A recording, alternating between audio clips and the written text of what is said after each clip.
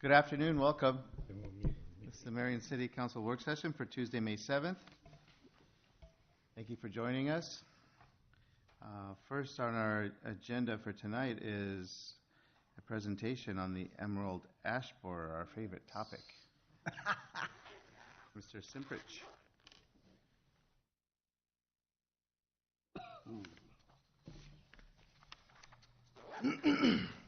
Thank you, Council and Mayor, for your time again tonight.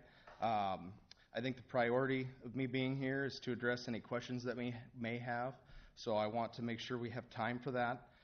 What I did hand out to everybody prior to the meeting is a copy of the notice that we've been distributing in the areas where we have confirmed EAB, or emerald ash borer, prior to going in and doing any work on removals of ash trees, whether it be anything in the right-of-way or the park spaces.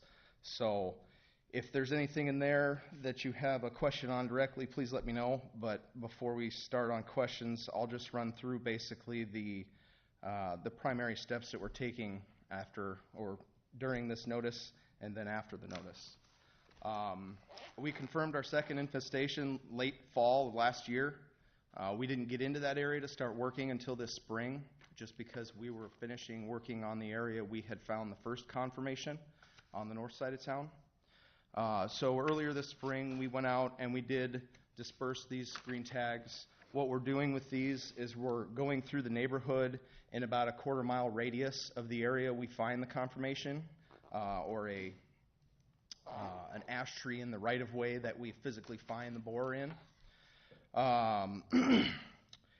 We go through the neighborhood in that radius area, and we identify any ash trees in the right-of-way, and we also pay some mind to any ash trees on private property, whether it be the front or the back of the property. What we're doing is we're tagging every property with these tags that we're going to be doing any work on trees for, and we're also tagging any property, whether they have a right-of-way ash tree or not, that has ash trees on their private property, front or back. So we're notifying everybody of the concern that may be related or need to interact with the concern at some point in time, whether it be through our work or responsibility for one of their own private trees. At that point, we mark the trees in the right-of-way that we'll be doing work on with a pink ribbon. I'm sure some of you may have seen them. Unfortunately, there's a lot out there. The point of this is to physically identify trees that are going to have action taken on them. And then we actually don't do anything for about a week or so after that. So there's time for people to visually see those as they're out and about and bring response or concerns to our attention and call in and ask questions and things like that. We have had a large inflow of questions and calls related to ash trees, but I have to say it's had very little to do with any of the trees in the right-of-way and more so with private tree questions on what they need to be doing. If they even have an ash tree, identification has been a topic that I've gone out and looked at a lot of private trees just to help people give a point in the right direction, and then also do a pretty minor assessment there, just whether we can see physical signs of the borer already or decline and health of the tree and things like that. Once we mark the tree, we go in about a week after, and we break it down into about 3 steps. The top of the tree comes down first, and that is essentially anything 12 inches in diameter or smaller that we can chip with our equipment. Chipping the material packs it into the truck really nicely. The larger pieces are harder to haul out, so we'll leave a spar standing for a short period of time until we have about a batch of them, usually about a dozen to 2 dozen. We can go out and remove those in about a day or two. So second step coming in is to remove those tree trunks or spars that are left standing for a short period of time. And then finally after that is stump grinding, dirt work, and seed work. We again wait till we have a good group of those because it's just more efficient and effective to come in and do 50 of them at a time versus one every time a tree comes out. And the real hazard is with the trees when they're standing. Once the stump is the only thing left, it can't cause any damage or cause any risk to anything. So the real priority is getting the above ground portion of the tree down. I have some numbers and some other things, but I won't delve into those unless I need to. If the council has any questions, please let me know what I can give you more information on. Do you have the only reason I ask this, I walk my dog at Hundreds, and I noticed a lot of trees have a little tag on them. Yep. Would that be yours? A little. Through the tagging process, it's more efficient again for our staff to work on trees that are 24 inches in diameter at breast height or smaller. Just because of the range of our equipment and the amount of material that we have to move and dispose of, we can be more efficient working on trees from 24 inches and smaller in diameter. And so we also have a third-party contractor that we budget for a certain amount every year, and we are identifying trees 24 inches and larger for the contractor to remove, and the tagging system for those would be those tags that you're referring to. We paint a pink X on the tree for removal, and then we have a numbered tag that goes on each individual tree to route it back to a case work order through our system so we can track it and then issue work orders and then finish them once they're complete. If they're marked, is it too late to treat them? I mean, we are not only marking infested trees, we are marking everything in the right-of-way at this point in time. It was recommended by the state to start treating trees or considering treating trees as soon as you're within 15 miles a radius of a confirmation, and we have been within that range for almost 2 years now, I think. Yeah. Lynn County was discovered in the southern tier in 2015, I believe, in the bottom southern edge of Cedar Rapids, and we were just outside or just inside the 15-mile radius at that point in time. So you could treat a tree today or this season to protect it, but any damage that has been done up to this point is irreversible in that tree. Yes. So, Mr. Mike, Jensen. I know a year ago when you gave us an update and we're outlining your program, the first infestation, if I recall, in Marion was around 44th Street. And then there's a lot of trees I've seen taken down clear over towards east of the swimming pool over to 39th Street. My daughter lives there, so I'm seeing all the trees down. They haven't been stumped yet, but everything else has been taken down to the ground. So I've seen a lot of trees that have been taken down in that area. Where's the area or areas that you're working in now that you've seen other infestations and you're taking trees down? We are to the southern extent of town now, unfortunately. A pretty good distance away from that first confirmation over on 44th. Okay. We're just off South 22nd Street and Pleasant View Drive. Oh, you are? And the trees we've been removing in that area, just about everything that we have had hands on so far has been positively infested with the bug, whether it's showing decline yet or not. Well, that's a big difference between where you were a year ago and now you're clear on the other side of the... We found that by chance. We had a concern come in about an ash tree needing some trimming, and our staff went out to do trimming, and anything that we look at that's ash in the right-of-way, we're assessing any time. And while we were in the canopy working or starting to get ready to trim on that tree, we found signs of the borer, and so we changed the work order from trim to removal and kind of started all over with confirmation number 2 in that area. Okay. Okay. Yes. Mike, Randy. where does when we take where do we dispose of our trimmings, and where do the professionals who will actually take the rest of the tree down, where does everything go? Everything that the city works on is being taken to the public service location. Anything that's chipped is not at any concern for contracting or transporting or anything like that.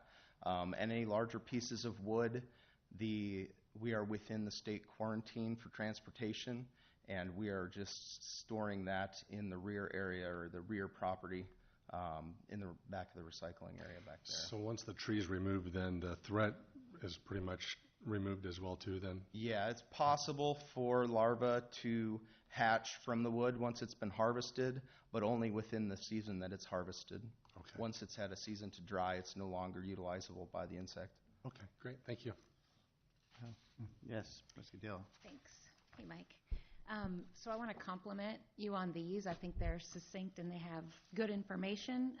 My only concern is, as the city, we're recommending that they contact professional tree care services. Do we have, and I don't know if this question's for you or for Lon, a way to make sure there's going to be no price gouging? Whenever there's an emergency, and certain companies, you see it when there's flooding down south and people are trying to get water, for example. I just want to make sure that companies aren't going to raise their prices because people have no alternative but to remove these kind of trees. It's not an aesthetic. Is there anything that we can do to ensure that we're protecting the citizens? It would be an option to look at available contractors out there and try to arrange some type of plan where if we recommend them, they would offer a set cost for Marion residents. Cedar Rapids has done something along those lines with their treatment program, but as far as actual tree work to removal and those types of things, I don't know that it's ever been done before. There are a lot of tree care companies out there that are capable of the removal process, so there's a lot of competition for the service. And then at this point in time where we're at in Marion, we don't see any high risk trees yet, but as trees do grow in decay or decline or completely dead trees, they are more of a risk to work on for the actual contractor. And so no matter what, the price will go up on those types of costs or those types of services. And would you have a sense of the cost rising being fair for what it is? Like, I just want to know, because I know it's expensive to remove a tree. I had to do some of that at a previous house that I lived in. I just want to make sure we stay ahead of this issue, but I'm not trying to get us tangled up in, price shopping for people per se. That's not our job either. Or is it something that you could just let us know if you sense it or hear that that's happening so that we can get involved? Yeah, to this point, I've never heard anything like that.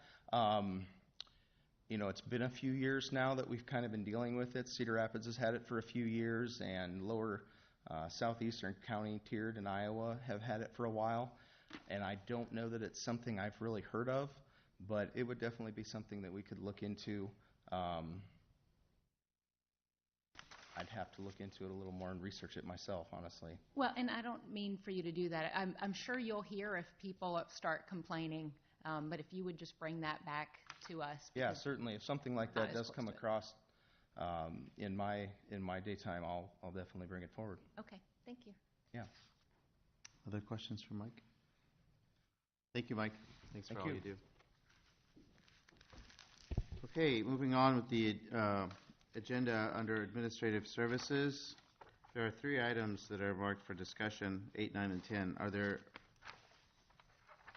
Is there anything that anyone wants to discuss prior to that?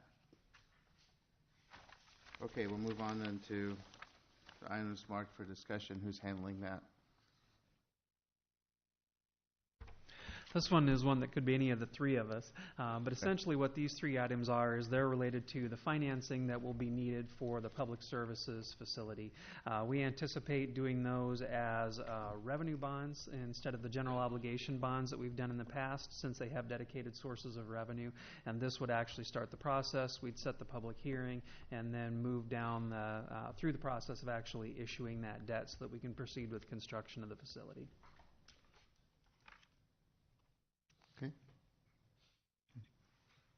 Questions on that? Okay.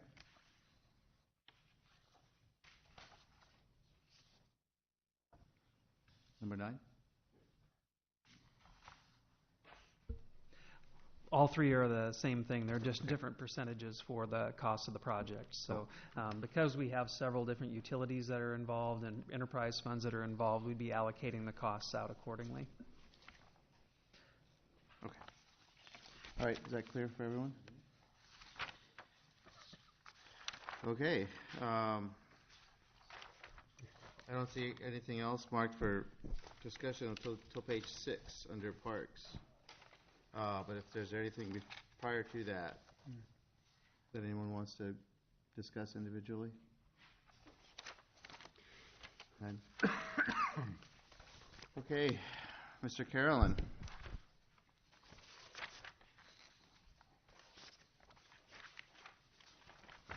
Good afternoon. Good afternoon. Just a couple items to review on the agenda under parks today. First item that I have is accepting and awarding a contract for the Loud Park Maintenance Facility Addition project. We did receive 3 bids on that addition project. Low bid was Septagon Construction. The bid was 83% of the architect's estimate of $340,495. Their low bid was $290,900. All three were good competitive bids that we received. Septagon, they have a large presence in northern Missouri, Iowa. They actually have an office in Cedar Rapids. They do a lot of Casey General Store construction in their portfolio. I also listed the subcontractors that they will be working with. A lot of recognizable names that are on that, all good subcontractors that they would be working with on the project. Project schedule would be to start, they could start anytime after award of contract, and within the specifications as outlined that we would have completion of the project by the end of November is kind of the timeline for it. So it would be a staff recommendation that City Council would consider accepting the low bidder for that project to Septicon Construction Company. Any questions on that one? I don't see any. Okay. Next one real quick. This one is actually an item that we had on the agenda back in January. It's a lot that we had identified in the CIP to purchase to provide for, it would be this lot right here, the 2350 Indian Creek Road. If council remembers, this was a lot that we were going to utilize for servicing sewer line, for maintenance of what was the Borrow Pit 29th Avenue project, possibly a future trail connection to that greater Indian Creek trail. While our legal department, our staff, while they were reviewing the abstract, we did find some restricted covenants associated with Lot 8, which is what 2350 was. We needed to go back and look at removing those restrictive covenants, which basically all applied to when the driving range was there. So we wanted to make sure that if we were going to purchase this lot, that we were being able to utilize it for the intent that the city had laid out. So basically, we had asked the property owner to go, and we helped them to draft a letter to take to the property owners and say, here's what the city's intent is for the use of that property, have all the property owners sign off on that. And that is something that they're actively doing right now. I believe they have most of the 8 collected, and basically in the purchase agreement that will be before the council on Thursday, we do have languages within there that they do need to provide that sign off of all the homeowners do. So at this time, we're recommending that we move forward with the purchase of that lot. I know Paul's happy about that. I have.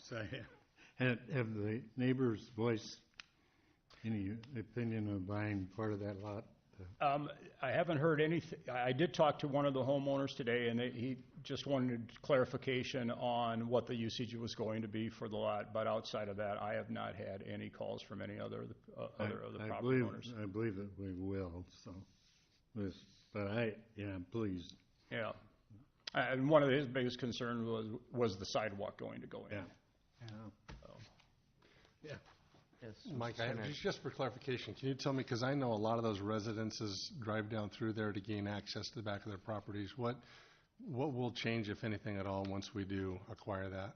Well, I think the first couple of things that you will see, one is that we will want to provide some type of permanent apron as you go into that property and then get that sidewalk improvement done.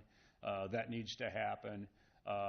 Then as far as that, we'll do a little bit of landscaping, that type of thing. The Parks and Rec Department will be responsible for maintenance of that area like any other city property that we have. So we'll do some of those minor improvements at this time, and that will probably be about it for at the current time.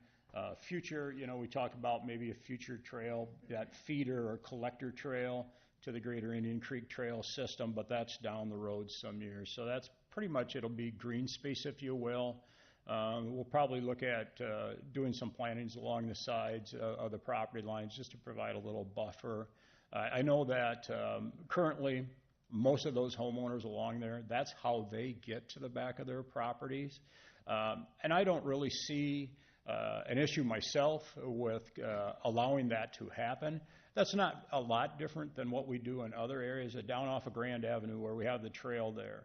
A lot of times we'll have those property owners in that area ask if they can utilize the trail to get to the back of their properties, or the back side of the house. As long as there's no damage, those type of things, we have a hold harmless agreement. I don't really see why that activity couldn't continue in the future.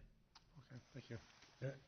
Have we ever had a study, Mike, on having a lake back there?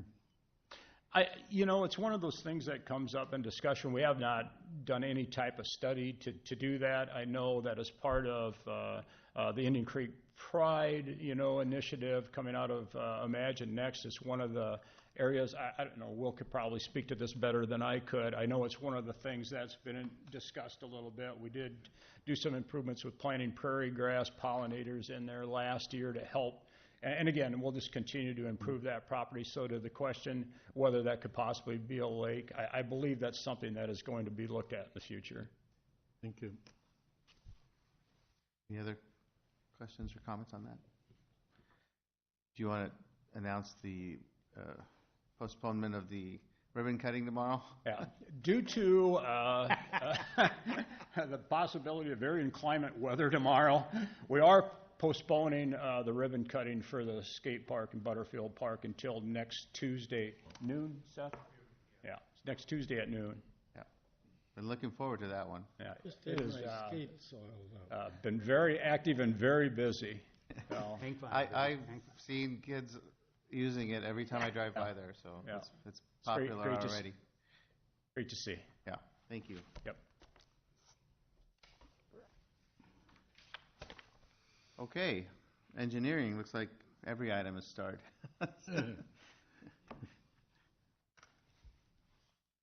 So you're on for the next hour.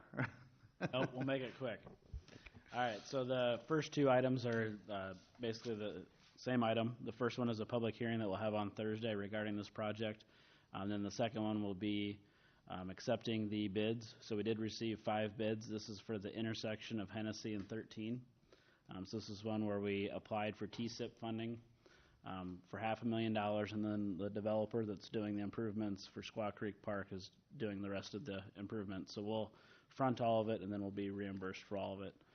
So it came in just under the engineer's estimate at 97.8% of the engineer's estimate. So we're recommending moving forward with Price Industrial Electric. We did get concurrence from the DOT on this. And I do want to bring to your attention, because you'll probably get some phone calls on it, that there's a 32-week lag time on the signal itself. So what we'll likely do is put the turn lanes in, add the both for the east-west directions and north-south, but the pavement will be in, and then we'll have to wait until the poles are ready. The end of the year. 32 weeks. And they won't order them until the contract, which is not until the next council meeting. January.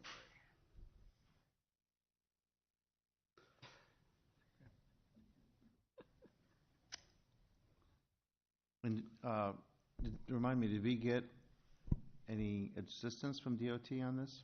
So DOT is paying for $500,000, and the rest of it the developer's paying for. Okay, great. Okay, questions on that? No. Okay, number 2. So that's 1 and 2. Oh. Next one, number 3. So at the last meeting, we had a public hearing, and recommended approval of Trey Electric. He was a low bid on that contract. He came in at 55% of the engineer's estimate. This is putting the rapid flashing beacons on the Grantwood Trail at the 3 intersections that was recently opened. So this is just approving the actual contract. Any questions on that? Okay.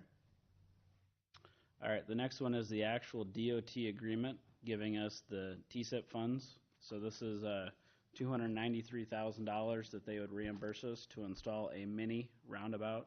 And so the entire contract was included in your council packet if you guys had any questions about that.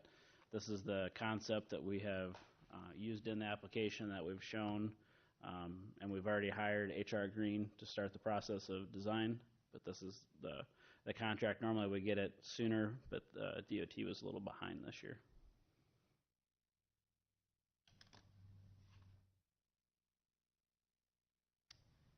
Okay. You notice somebody started using it already by the Grange House this week. On the You see southwest the corner? tire Yeah. tracks in there. Yeah. Oh, really? Oh, my God. And that was a big truck that did that then. Oh, gee. Okay. No questions there? All right. All right, number 5. So we tabled this item on the last council meeting. We did obtain the additional signatures, so we now have 20 signatures. So this is a request for no parking on First Street. So this is a motion to receive, file, discuss, and refer to TAC the petition regarding no parking on First Street from 29th Avenue to 33rd Avenue. So on Thursday, if council chooses that this should not go to TAC, then you would just modify the motion to not refer to TAC if you don't want it to go any further. But they have met the policy, so that's how we've written it in the packet.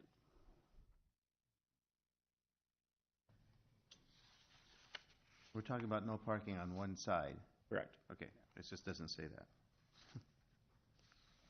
Well, so this would refer to TAC. We do a report. We'd come back to you with a recommendation. So you technically don't have a recommendation yet. Okay. I can tell you that's likely But going the to be the request recommendation. is on one Is side. to look at it. It's just Oh, to look just to at it. look at it? Yeah. But we have previously given the recommendation to add no parking to one side of the street. That's what I was remembering. Okay. All right. I think we're good on that one. All right, the next one, so at the last council meeting, we did receive, file, and refer it to TAC. This is now TAC responding back to that request. So since this development has occurred, 50th Street now opens up to 29th Avenue with that subdivision going in. And so we're having vehicles that are actually coming off 29th Avenue and coming southbound, not really realizing that the speed limit goes from 35 to 25, and then speeding past the school even though there's signs here and here. So the petitioners requested that we add additional signage to keep that speed down. And then the police department actually has a speed trailer out there right now. And so that was part of the TAC recommendation as well. So we're recommending adding another set of speed limit signs farther to the north, so when you come off 29th Avenue, you know that 50th Street is a lower speed. Makes sense. Yes, Mrs. Sternad. I have a question. I'm going to refer this one to Lieutenant Knott. I hate to put you on cue here, sir, but I just have a question. Can you tell us, in these neighborhoods, when we cite a car that is traveling through these new neighborhoods, can you tell me how many of these citations may be thrown out due to a lack of posted speed limits signs? Well, to my knowledge, not a lot of them.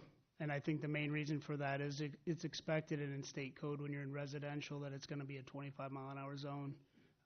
So it's one of those deals where I think the courts feel like drivers should know that, and they're expected to know that. I still think it's a good idea probably to have it posted because you are coming off the 29th Avenue area, and they're going at a greater speed there.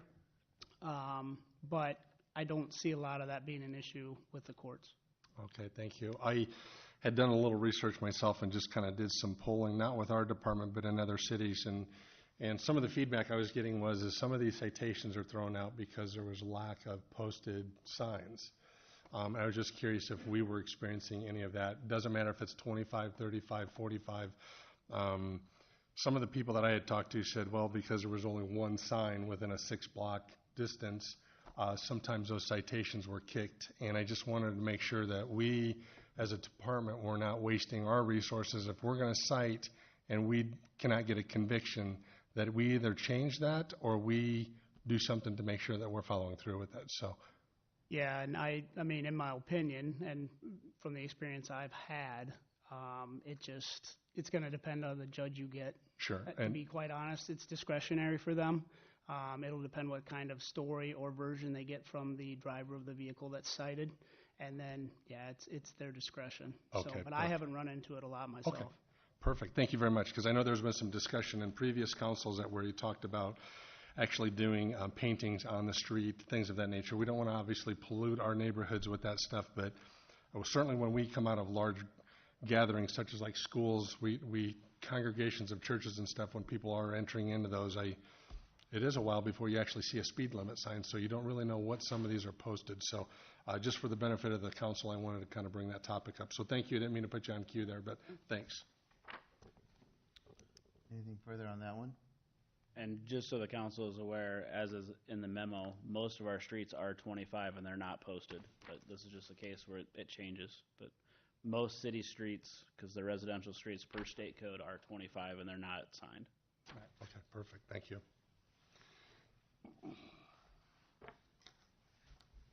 Okay. That's items 6 and 7. Number 8, we are getting closer on the 6th Avenue Central Corridor project, and as part of that, we can only waste so much of the soil that's out there, and so we're going to have some excess soil from the subgrade, the rock, the utilities, everything that we put in there. And before, our soil mitigation plan said that as long as we kept it on the corridor, we're good. Well, we're running out of space on the corridor when we finish 6th Avenue. So we need to figure out what we can actually do with that soil depending on the contamination level. So this is an agreement with Stanley Consultants for an amount not to exceed $18,000 for them to go out there, drill, test the soil, and see what contaminants are still in it and at what levels. So there's going to be basically 3 options. The most expensive option is we have to take it to the Illinois, to a special facility that can handle the higher level contaminants. If it's a lower value, all we have to do is take it to the Lynn County landfill. And then the third option, which will obviously be the best, is that there's no longer contaminants in it and we can use it for anything. But we want to know that before we just start trucking the soil away.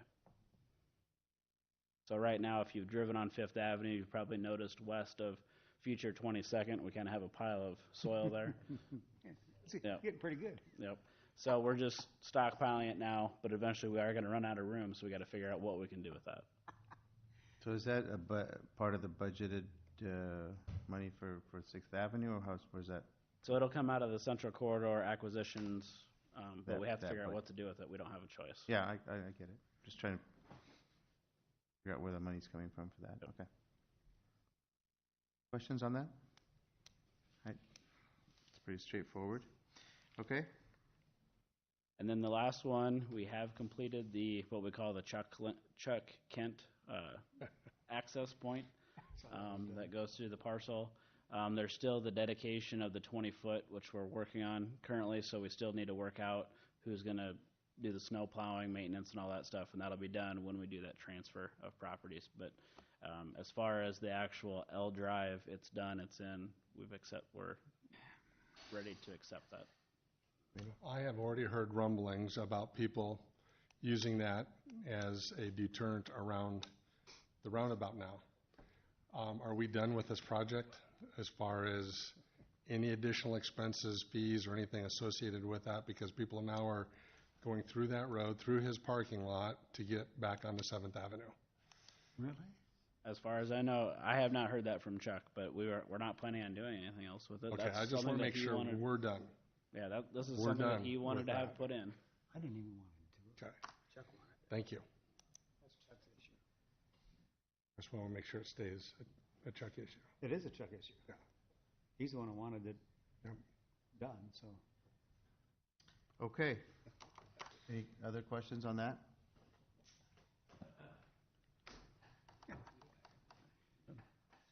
All right, for this next item, I'm turning over the gavel to Mayor Pro Tem. So next one is going to be community development. Mr. Trahan, you're up on deck.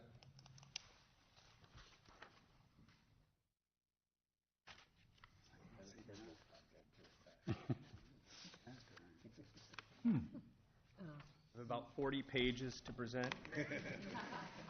Lots of luck, Tom. Everybody All right. Everybody comfortable? Number 5? Good luck. So the first item there, on Thursday, there'll be a public hearing regarding the disposal of city-owned property. We've talked about this one a number of times, but I just want to talk in reference to the site. It's the area in this vicinity, 7th Avenue, 27th Street. So this is that Plata survey. And the terms of that were for $2,000 and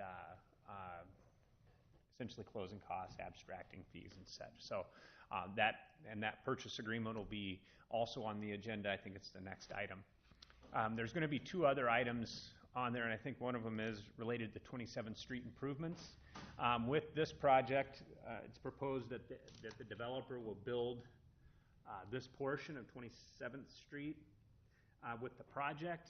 Within the corridor, we've been reimbursing for costs associated with the public streets in the area. I believe this one, we got a revised estimate. It was like $91,000 for those improvements, so we do a direct reimbursement to them for the costs of making that improvement.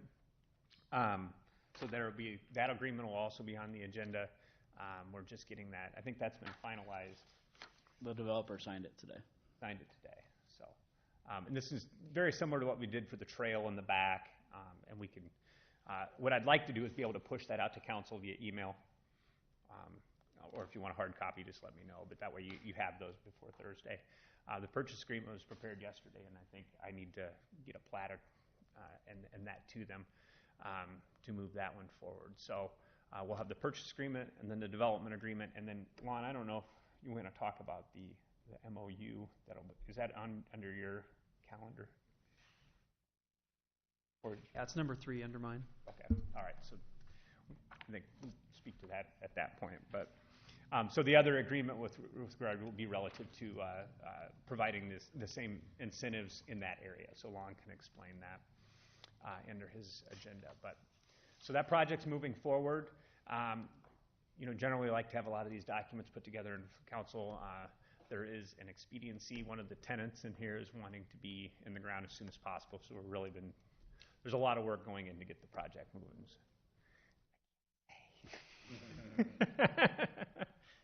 Tom, actually, the MOU that you're talking about is listed as number 3. It's right down here at the bottom of the page, so I could cover that before we flip the page if you want. Oh, okay. Yeah. Essentially what Tom is referring to, if you look at this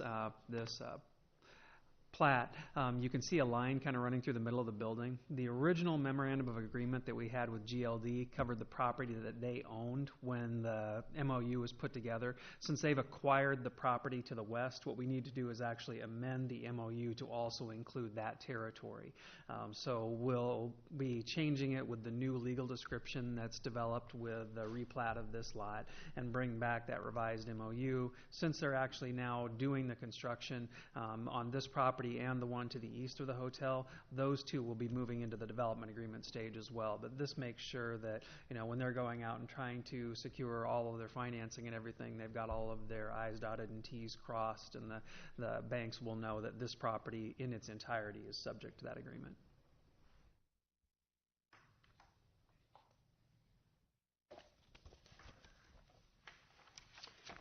Any other questions for Mr. Trahan for number 1? Seeing none, I will relinquish the gavel back over to the mayor. Thank you. Okay. We're at number 5, Tom? Yes. So so you received in your packet, but I'm hoping the mayor was excited to receive this in his packet, the Central Corridor District's plan document, which highlights the Central Corridor and moves that Central Corridor plan from planning to essentially ordinance. So this is the updated. Yeah, I'm a day late on this one. Maybe a couple more days late, but So we're moving this forward. The plan document really is an extension of the original Central Corridor plan, which just was a more high-level visionary document of what we'd like to see. This document actually takes and creates ordinance around that long-range plan. As you've seen in the document, it's developed into 7 different zoning district classifications, and there's regulations that are provided for in all those. I'm going to walk through them kind of quickly and ask for comment. The next item that's started is actually zoning the property in the corridor to these zoning district classifications. So the next item I'm kind of covering within this one. So just so there's some understanding on that. And we're running ahead of schedule, so you've got time. Oh, did you hear that? Well, And there went, We've been waiting 3 years for this, so, right. Soak it up. again, it was gone in a split second. Well, if we've got time. No. So the new Central Corridor zoning map, and I guess I think it is important just to kind of highlight the existing zoning. So the red is a C3 zoning district classification. That C3 classification is the same zoning classification that is on Highway 13 and 100. Big box, major retail, implements, cars, dealers, or car retail, large outdoor sales. There's a lot of pretty liberal uses in these areas where we're really trying to see a more vibrant, walkable, pedestrian, architecturally significant area. The brownish color is actually a C4 warehouse commercial. Now, warehouse commercial in Marion also means light industrial. So that's why you see metal fabrication, auto rebuilding. So you can imagine that over the years, that Fifth Avenue corridor has developed consistent with zoning. And so we need to change that based on our future plans for that area. Those are really the 2 areas that I really wanted to highlight, those 2 zoning district classifications, because we will create legal non-conforming uses in those districts when we adopt this zoning. So if someone comes in and says, I'll just tell you one right now, is Todd Culver, Marion Quality Auto Rebuilder. So that use as a use will become a legal non-conforming use because it's not a permitted use in the future. So if Tom comes in and wants to open a new auto body shop on 7th Avenue, I'm not going to be able to do that. But Mr. Culver will be able to continue that use in perpetuity unless something damages his building beyond repair and he has to rebuild. So those are the types of situations that will exist if you have an existing use and the zoning precludes it in the future. So it's called a legal non-conforming use. And we'll have quite a few of those in the corridor. So just so there's an understanding of when you go from such a drastic change, like some of this area where it's C4 will go to a higher density residential zoning classification. So the commercial, industrial uses will not be able to continue if there's a change in use to a new proposed item. So if Tom comes in and wants to open Tom's plumbing shop on 5th Avenue, the answer to that's going to be no, I'm sorry, you can't do that. So there may be some folks that will not like that conversation. But we've got the plans in place. We've been talking about this for 10 plus years. And at the Planning Commission meeting, there were folks that came that were involved in this and have been watching it over the years, but no one spoke on the zoning. So that tells me that there's at least, I'm not saying that's like everybody's in agreement, but there's an understanding of that situation, and so that made me feel pretty good actually at the public hearing. So that's the current zoning. The proposed zoning is going to move, of course,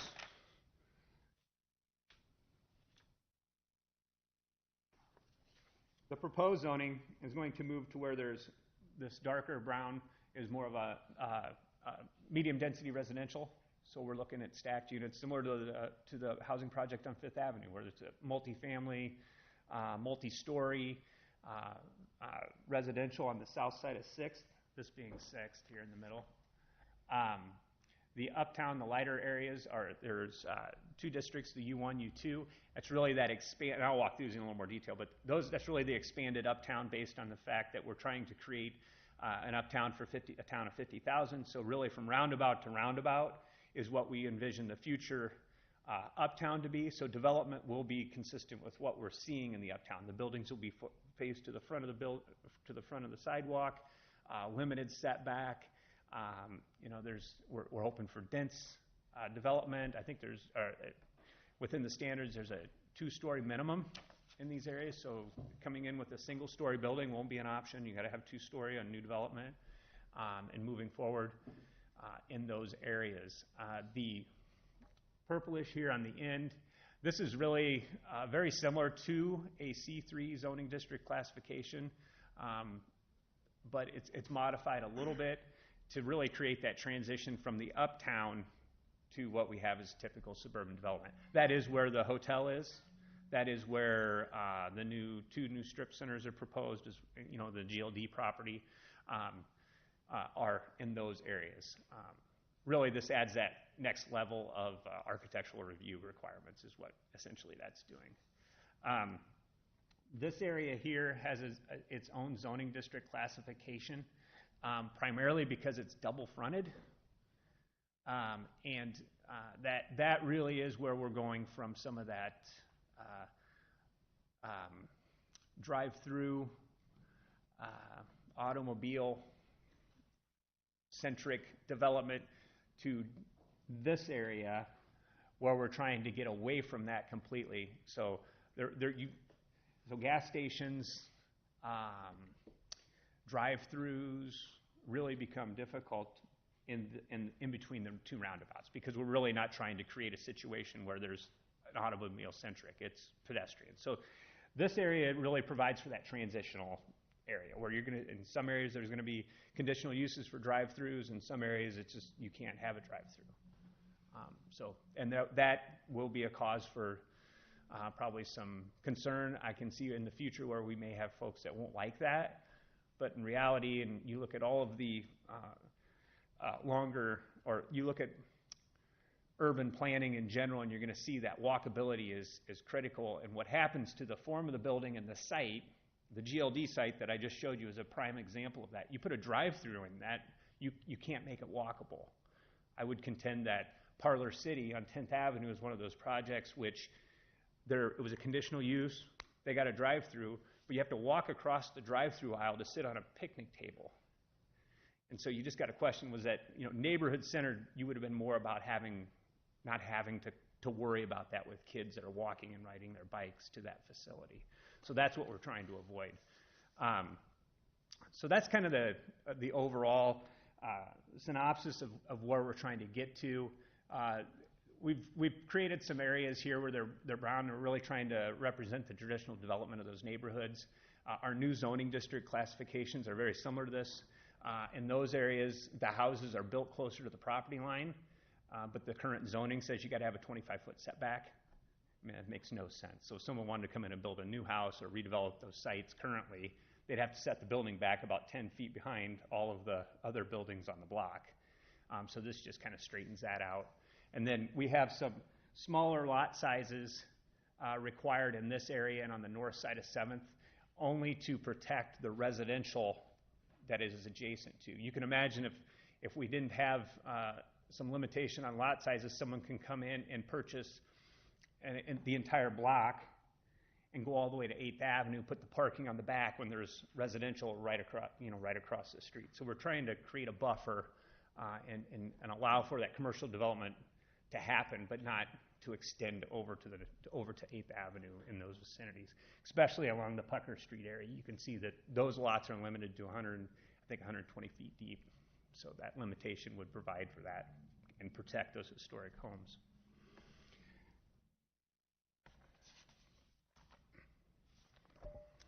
So, is there a time limit, Tom, when people would sign up for existing non-conforming? Is there any kind of just when we finally come out and say, hey, this is, what happens? Once the ordinance is adopted, that establishes the that situation. And what we should do is inventory that from the city's perspective to know what's what. And so we'll do that internally. There's simple ones. I think of Big Shots Bar. Mhm. Is going to become a restaurant. Okay. So, I mean, that's existing non-conforming, I assume. Trying to think of them. Be on the south side of It's in the brown, 6th. it'd be in that brown area. That's in the Brown area. Yeah, and so I'd have to look at the usage to see, but they would be a legal non-conforming use. It's not 2 stories, yeah. The brown section along 5th on the east end, is that, you said 2-story residential, will that also be able to have like a mixed-use residential type building in there? Mixed use? Yes. In the brown, I believe there is the opportunity for some of the commercial limited in those vicinity, in those areas. So there's, give me a second here. So you'd be able to have retail sales not exceeding 2,500 gross floor area in the building. So that provides for those corner shops. So if you have well, let's just take it, for example, the projects I proposed. There's 50 units in that building. It's on a little over an acre lot. So they come in and they say, we want to make our first floor corner commercial. They could do that up to 2,500 square feet.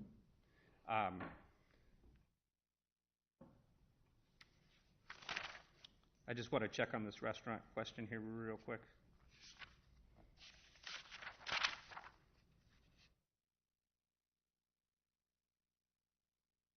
So that would be it would become a legal non-conforming use. Mhm.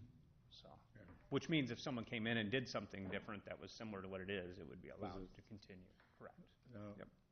I keep being asked about Mm-hmm.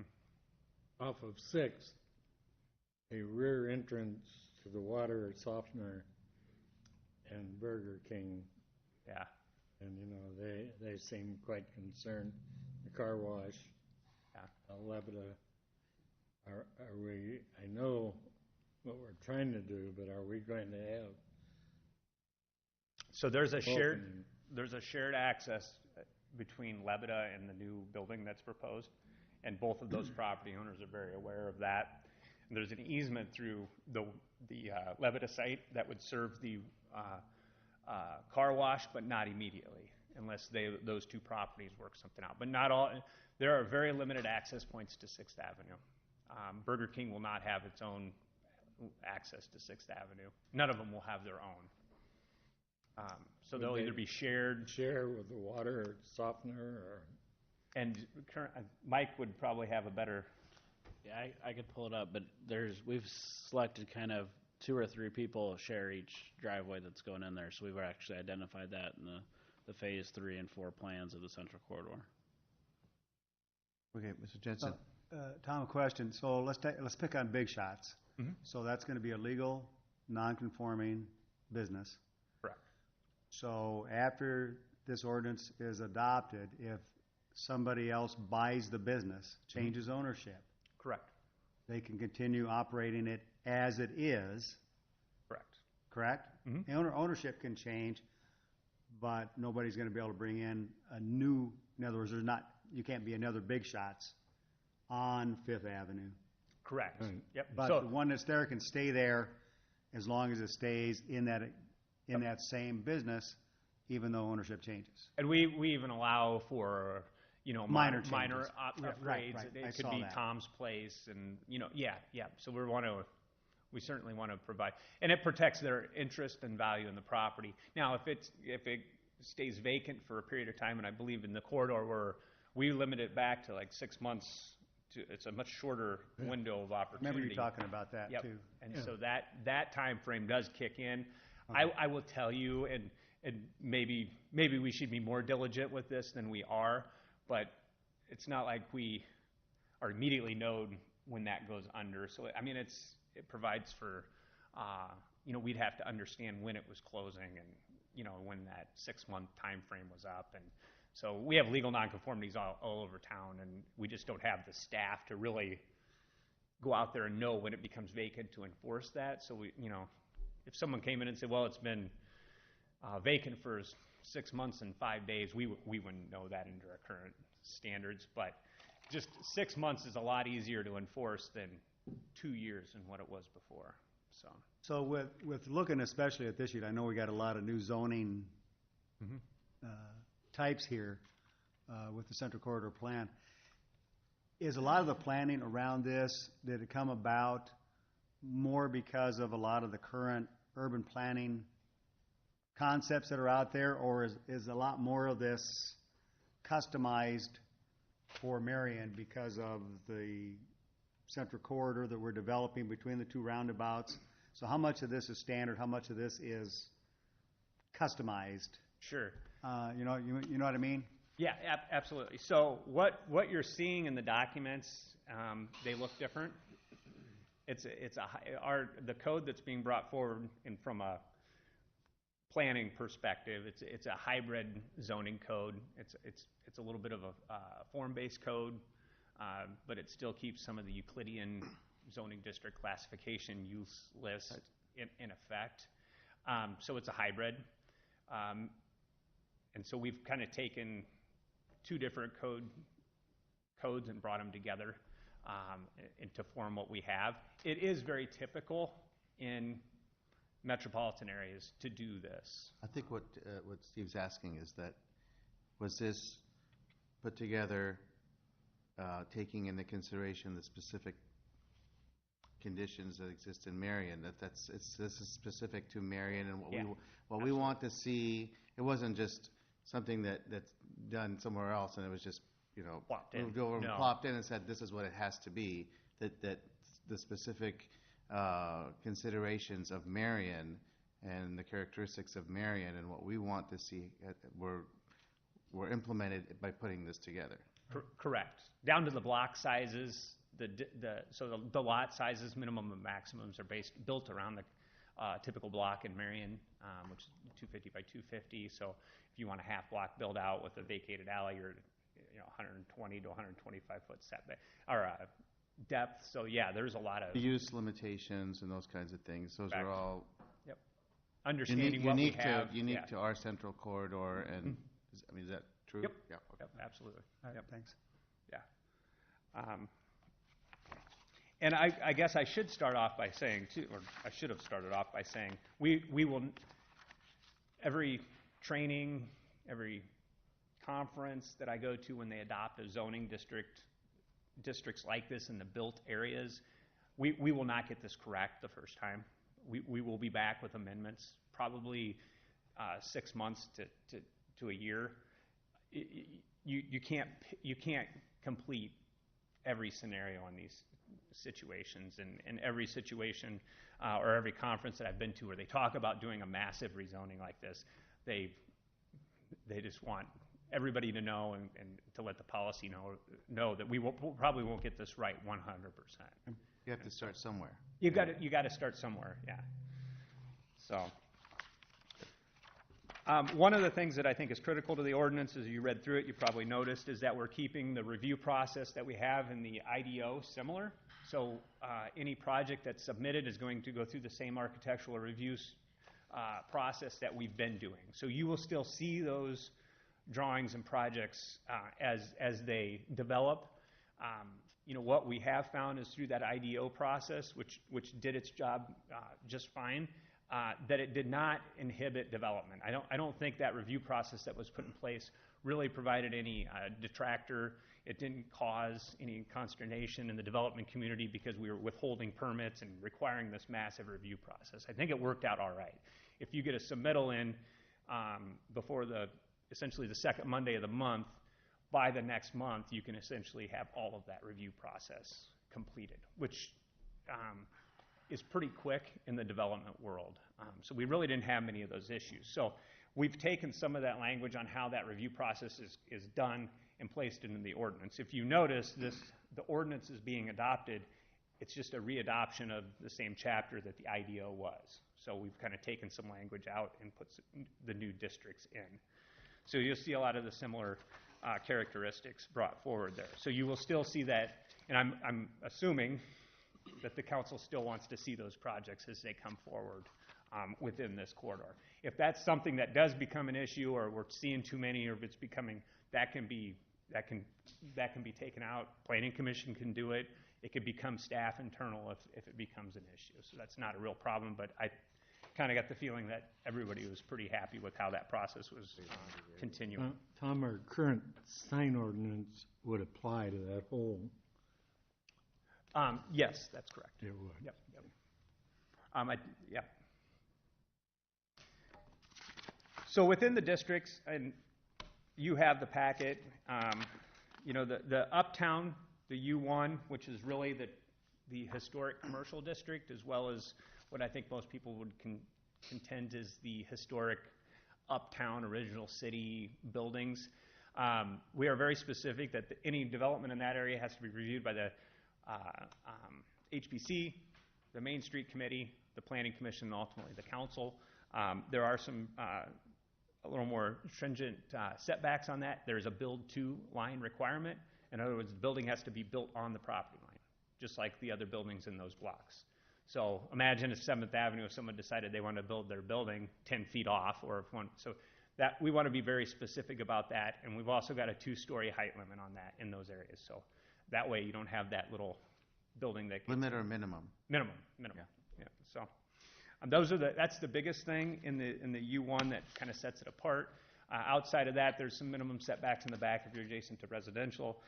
There's 0 setbacks on the side. And then what we try to do is create a 90% of that frontage has to be on the build-to line. So that provides that opportunity for a recessed doorway or entrance, if you have that, or a forecourt. Sometimes you see that kind of a development.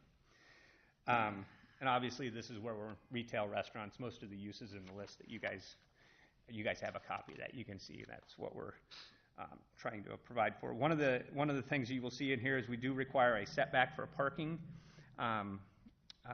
If you're going to create a parking lot accessory to the building, we don't want that in the front of the building, which you can't do really anyway with that build-to line. But we do have a large setback from the primary street of 15 feet. That will keep, like if you bought 2 lots and built your building on one, we don't want that. We don't want you to be able to put a parking lot next to it and build up to the front of 7th Avenue. So, and that will dissuade anybody from doing that. The U2 area is the larger pink area, and this is a minimum 2-story building, maximum 4 stories. What we're looking at is this is allowing for 12-foot maximum setback. So this is allowing for a varied setback. So if I want to build my building right up to the property line, I can, 5 foot up to 12 foot. This provides that opportunity. If I wanted a corner restaurant user, I could have that 12-foot setback and make it outdoor courtyard. It could be a patio, so that all of that is not happening in our right-of-way. Like what you see typically now. It also provides the opportunity that if someone has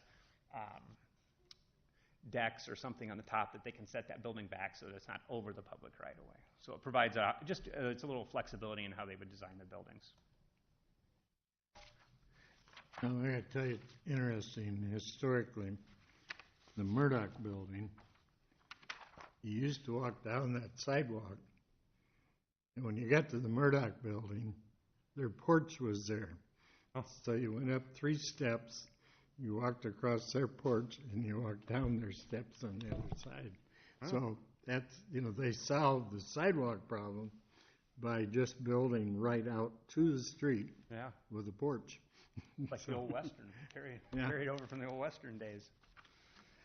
Now this is a critical point, and one that over the years will probably be discussed at great length. There are no parking requirements. We're continuing no parking requirements in the pink area from roundabout to roundabout. I saw that. So I want to just to briefly touch on this. If you were told that you had to have 2 spaces, or let's just say 1 space per apartment, and you're building on a site, what would you do? Well, you likely wouldn't be able to find one or two spaces, so you'd go searching for buildings and you would tear them down and create parking lots. If you're a larger developer, you would likely look at underground parking, and then you're talking about a very, very substantial improvement, which we've just ran through numbers on, which really, from a market perspective, you can't require that off-street parking and expect to have that massive development without just extremely significant costs that the market won't even bear once you start adding it all together and trying to establish rent rates. We've got folks that have developed buildings in the uptown.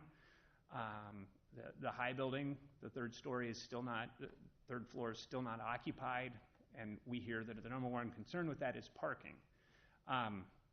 So it's kind of a chicken and egg. If you require the parking, they've got to find it, and that would reduce the development opportunities that are going to exist in the uptown, and it could create a situation where you're finding folks out there actively pursuing maybe underutilized properties to level and create parking lots on.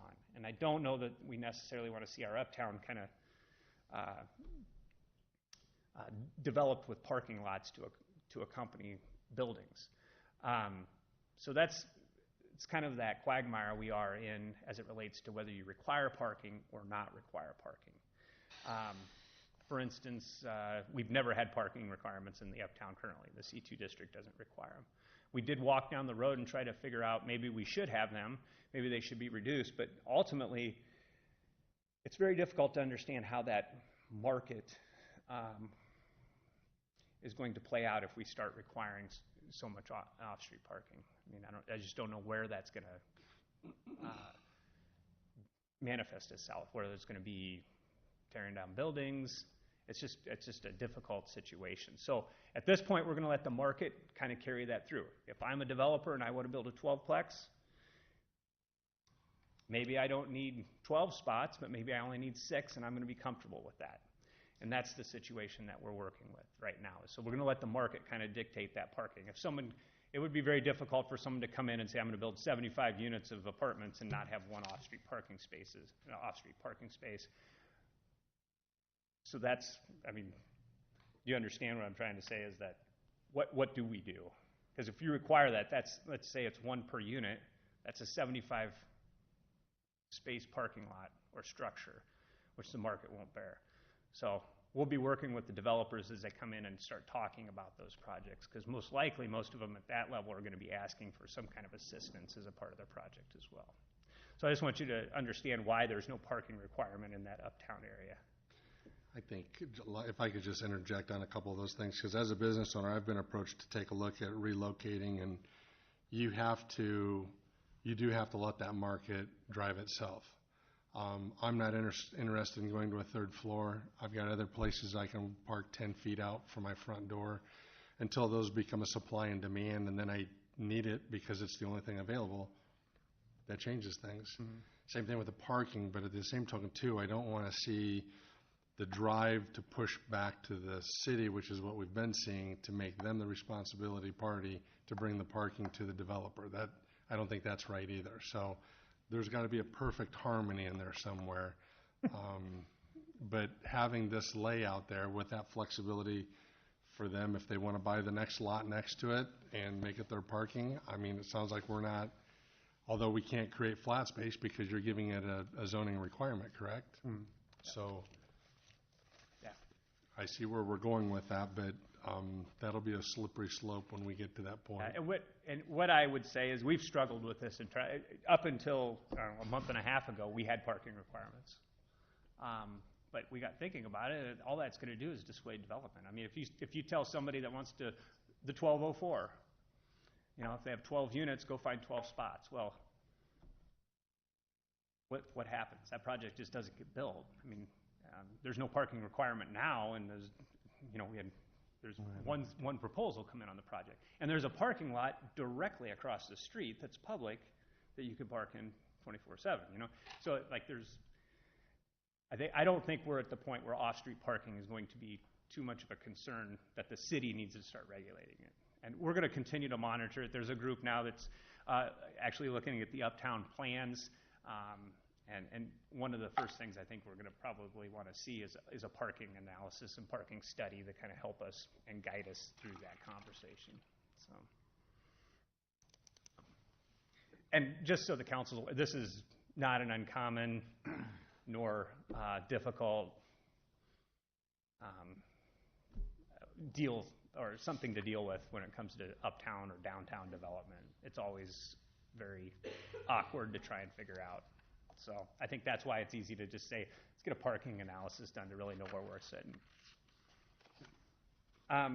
The next two districts that I wanted to talk about are the UTR1 and the UTR2. Those are really residential districts, as I had stated before. I don't think I really need to go into too much detail on those. We're really trying to create a buffer between what will be 6th Avenue and a 4-lane divided arterial with some residential that backs in south of 5th, where it's primarily single-family residential in the neighborhoods. The UTC1, that's going to be these areas on the north side of 7th, and I talked a little bit about the lot sizes and the not wanting to see those encroach all the way over to 8th Avenue. We do have some parking requirements there, and there is a special section in here that does provide for a matrix. So if you have a mixed-use project, there's a reduction in that parking because you would have overlap.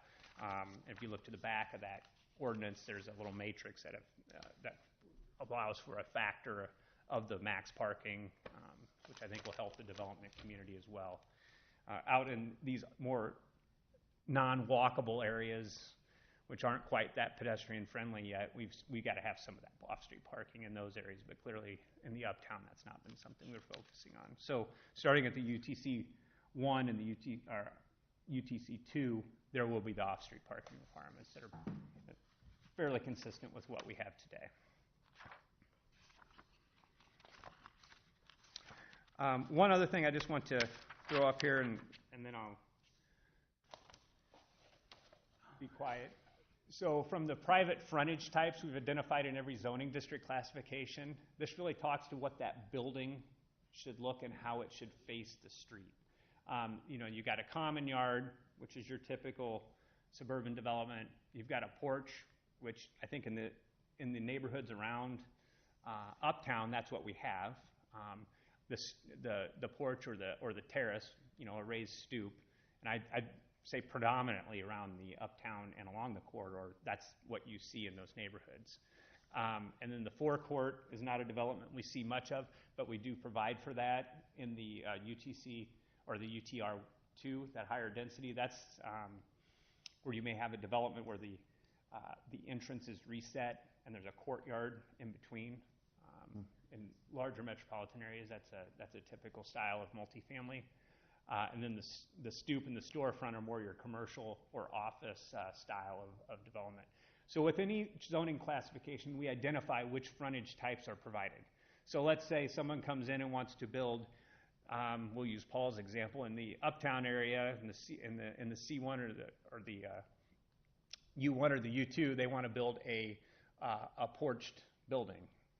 Single family is allowed, but we want to build it as a porch. We would likely say, no, we want to see those buildings up on the front with a commercial facade or a storefront style of development. And so that's where that central corridor or the frontage types come into play, and they're identified in each of those district classifications. So that is something new, but I just wanted to make sure you're aware of that. That helps us when we're looking at, from an architectural perspective, what we want those buildings to look like on the front or on the street front. So I was going to be quiet now. Oh, do you want questions? Or? Yes, absolutely. Questions for Tom? I'm sure someone has some. Well, I think this is a great start, and like I said, and I like as with everything, it's not set in stone, and it probably will need to refine it as we move forward. But it's a major, I think, leap forward, and for developers, having that certainty, having that the plan there and that they know exactly what's allowed and what's expected, even though it still has to go through review. I think having that certainty will just help things a lot, and really, I think this will really help your vision of having the uptown be between the two roundabouts and expanding the footprint of the central core of the city and helping that old industrial area to redevelop into more appropriate uses for a central business district. So, Yep. Good job. Thank you. Anyone else? No, nice job. It looks great from a quick glance, and thanks to all your staff and their participation. Thank you. It'll be a happy day in the planning department when this finally gets adopted. On the books as well. Okay. Anything else under that section that's not marked for discussion? Items 8 through 12. Nothing? Oh, cute. Okay.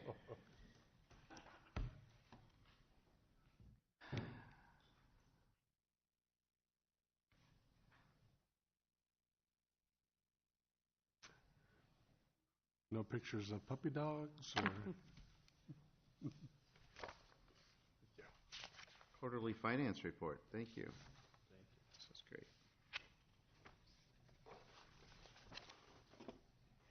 Good evening.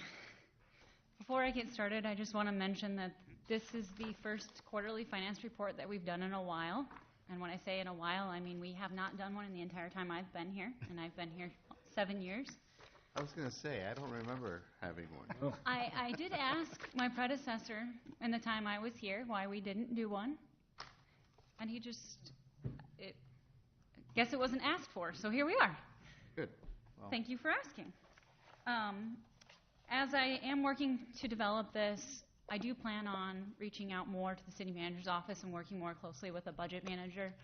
I do want to state that that has not yet happened, but that will be coming to make this a better report. And please give feedback, because this report really is for you and for the citizens, and it's hard guessing what you're actually looking for.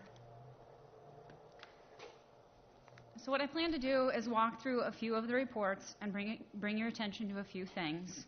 I will spend a good portion of my time talking about the general fund specifically, because that is the largest operating fund that we have. And then I do want you to keep in mind that we are cash-based and not accrual-based. And what that means is that we recognize revenue when it is actually received, and we recognize expenditure when it's actually incurred. So we do not do the accrual basis of accounting. And with that, I will get started.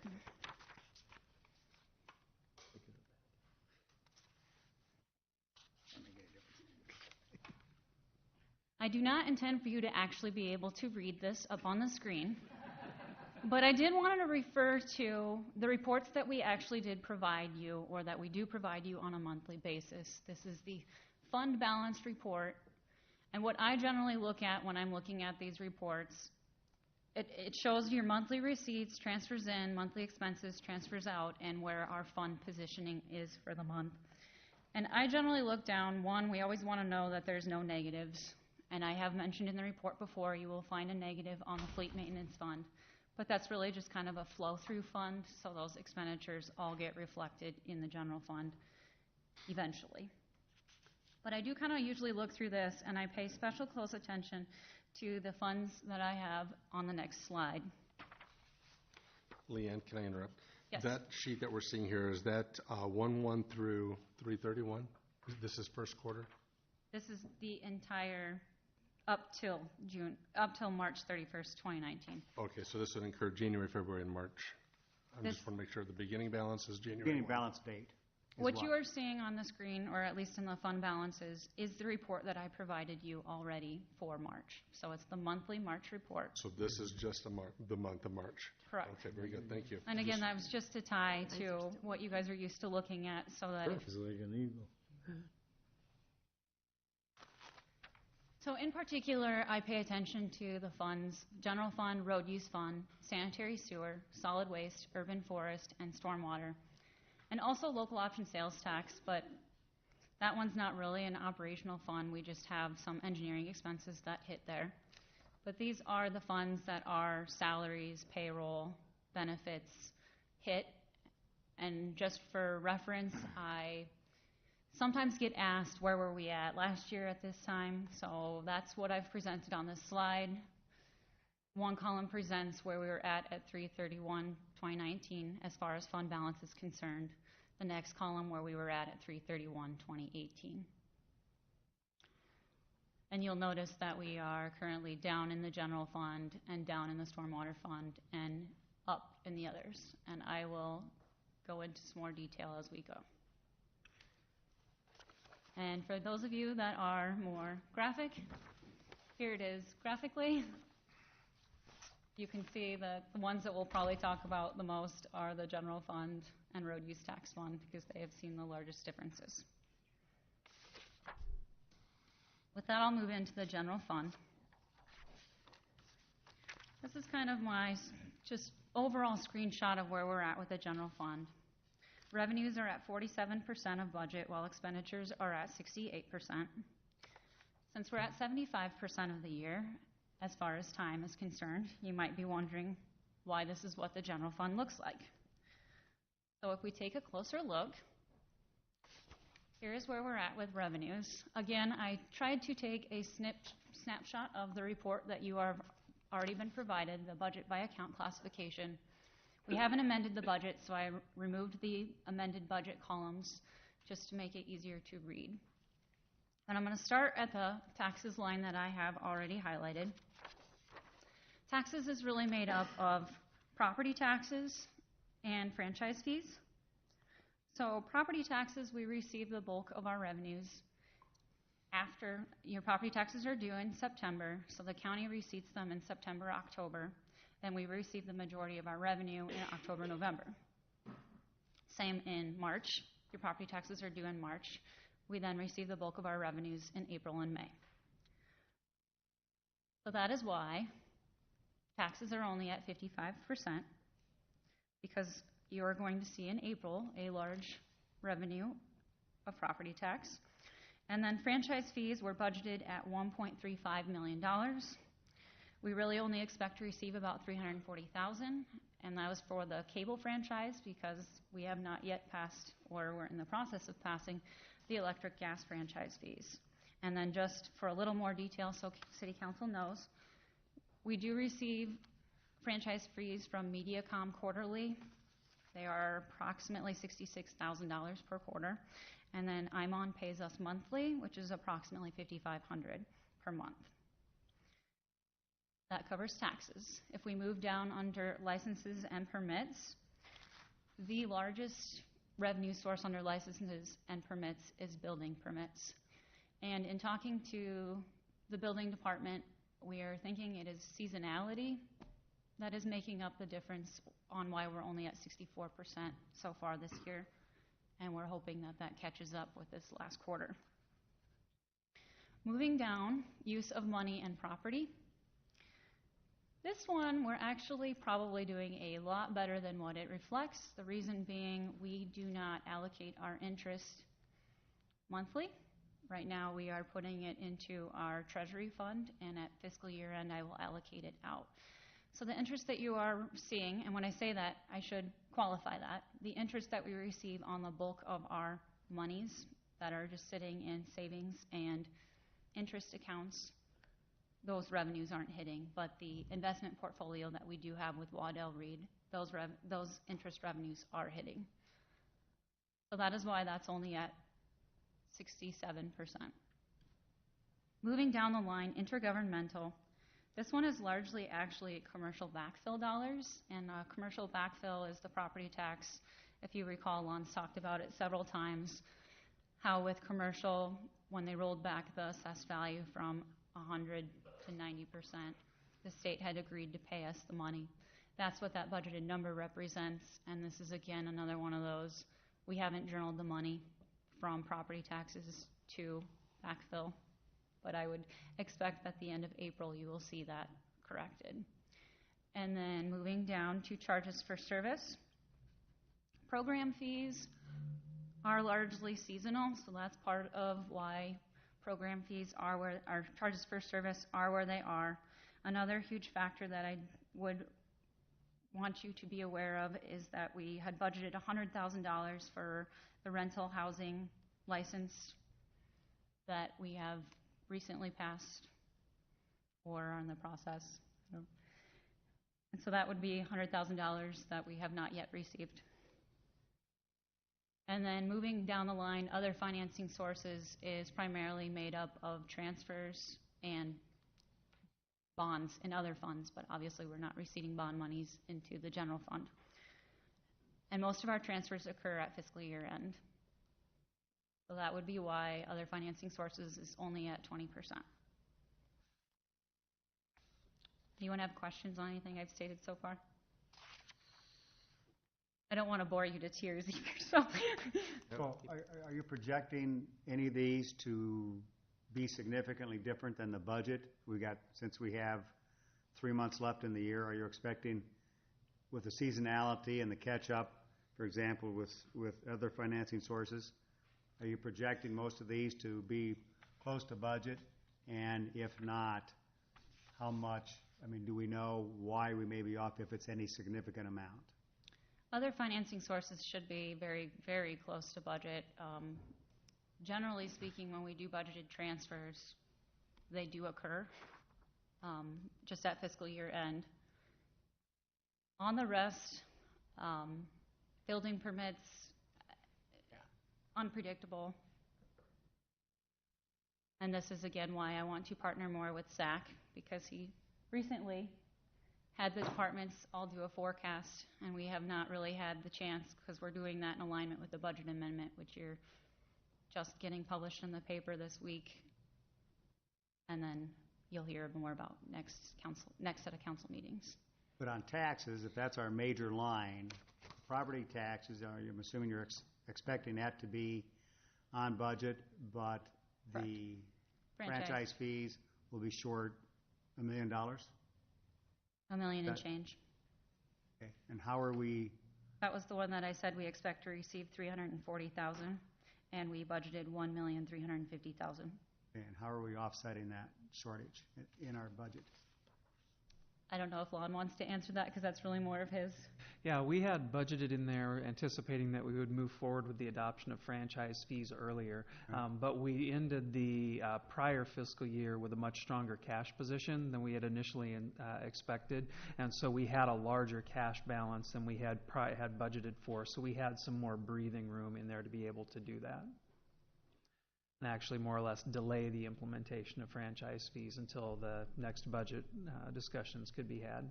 So really that's being offset more with cash reserves, not with additional revenue. Correct. Or lowering expenses. We have in some cases deferred and delayed some hiring and done some other things through Zach to try to make sure that we're not spending dollars through the remainder of the fiscal year unless they're absolutely necessary to be spent. For instance, we did roll back the pay for performance increase this year. It won't be much, but it will help. And then I didn't really mention it here, but the interest that we will receive will be quite a bit more than what was budgeted. We moved some money around early in the fiscal year, and Farmer State Bank has been giving us an outstanding interest rate.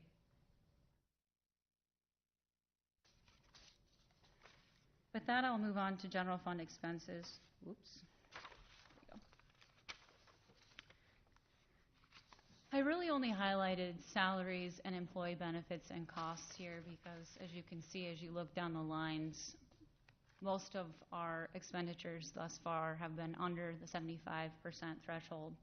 And with salaries and employees and benefits, we are really close. And when you bear in mind that we have 7 out of 26 of the payrolls left, and pay increases are effective April 1st, you generally expect that the last quarter of the year is the most expensive as far as payroll is concerned. And then in addition to that, we are expecting, as we do almost every year, overtime expenses coming out of public safety exceeding budget.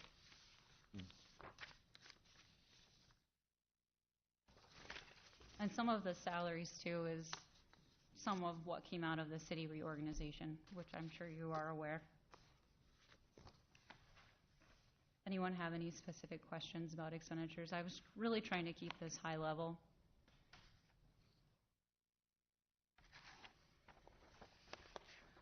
So From there? Is this type of report something we should expect to get every quarter now? Or?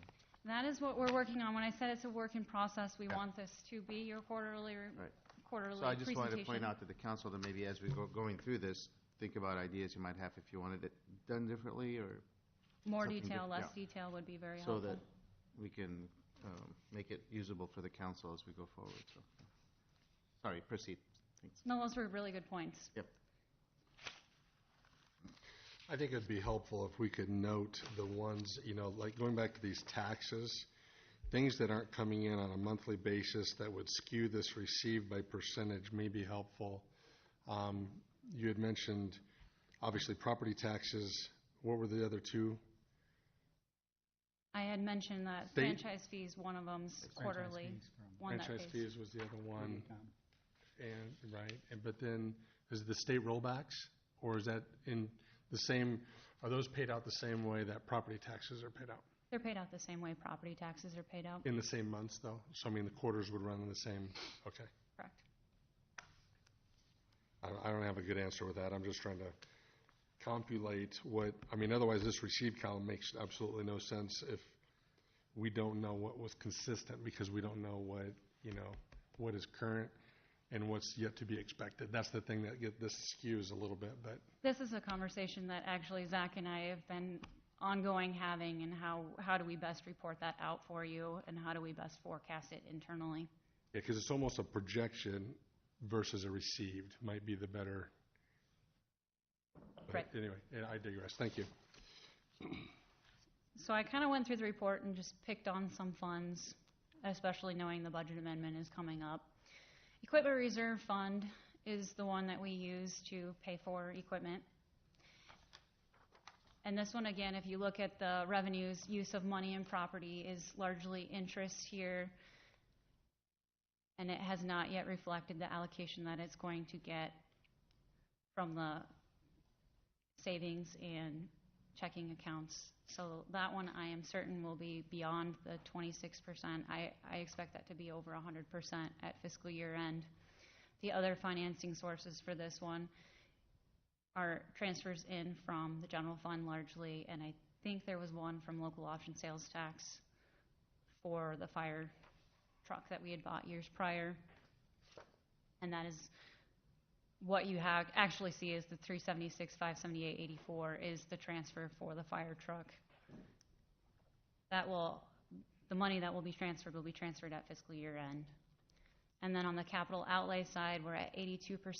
This is the time of the fiscal year that departments traditionally review their budgets and say, what did we budget for equipment replacement? And then I expect a bunch of purchase orders and they will be buying equipment, which essentially ends up being we buy something in May, June. We don't always get it paid for in the fiscal year, and then we'll end up paying for it in July. And so in the budget amendment, you will see carryover items that were actually purchased in 18 but paid in 19. And then moving to the hotel motel fund, this one I wanted to point out that collections are actually trending lower this year. My best guess is that it was because of the harsh winter. Perhaps people did not come in and visit family like they do in previous years. It's really hard to tell. I do know in the time that I've been watching this, events like the Marion Rotary Marathon, the year they had that, usually give us swings, upward swings. So for all we know, this could catch up in this last quarter, or we may fall short. And then on the expense side, it's again a seasonality factor. Most of the events that are paid for with hotel motel dollars occur throughout the summer season. So this spring we'll start seeing the requests come in. We provide the opportunity for them to get the majority of the money up front and then ask for the financial statements, and a lot of them just wait until they have the financial statements to support in requesting.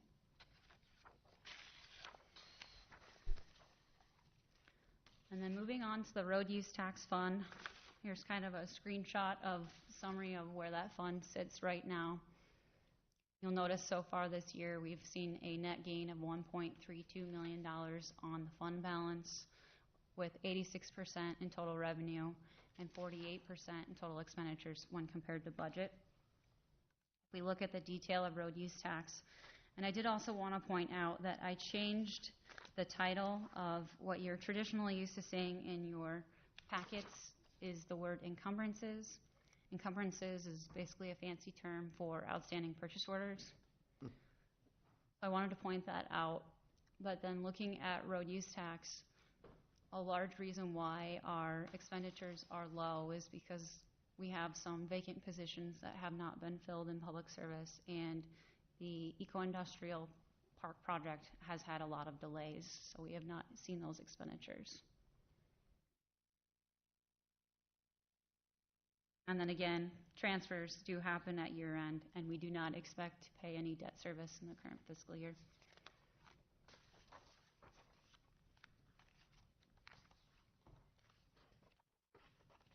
Moving on to the employee benefits fund, this is another one that I chose to include because I'm certain you will see something on the budget amendment for this one.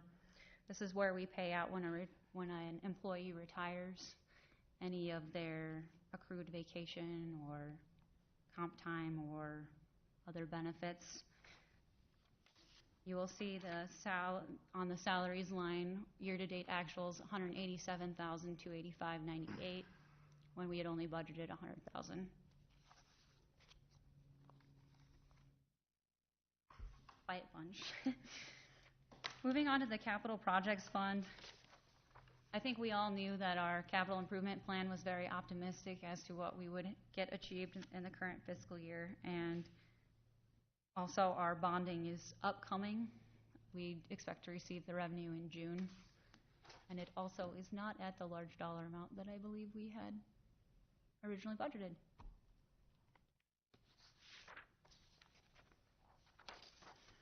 And then rather going through every single fund, and I decided to just include some interesting, there we go, notes. Do you guys have solid waste next? I think I... Yes. Okay. Solid waste fund, I wanted to point out this one in particular only because the net position for the year thus far is negative. This is because we need to do a fee increase, and we budgeted to do a fee increase. So I wanted to point that out, and again, largely on the expense side, the reason why we're only at 35% is because of the eco-industrial park project and delays.